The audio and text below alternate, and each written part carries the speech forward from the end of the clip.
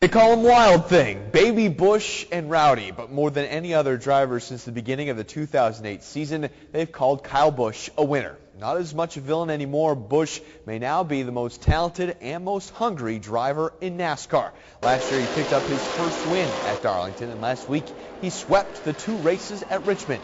No one in NASCAR races as much as Rowdy. He's a major player on all 3 major circuits and throws in a midweek dirt race every so often for good measure. He said his goal is to win 200 races along all 3 circuits by the time his career is over. Only a few days after his 25th birthday, Rowdy says it's not hard to stay focused with so much on his plate. I'm always trying to think ahead, like, well, how can we make the Cup car better? What things have we done? What things can we work on? I'm thinking about the Nationwide car. My mind never stops. So that's pretty much where it all comes from.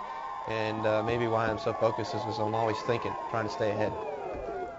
Let's take a look at the point standings. Jeff Gordon has a slim margin over Kyle's brother Kurt. Tony Stewart, not pictured, is 39 points back. Kyle is 5th in points behind Denny Hamlin. 3-time reigning points champion Jimmie Johnson is right now 6th.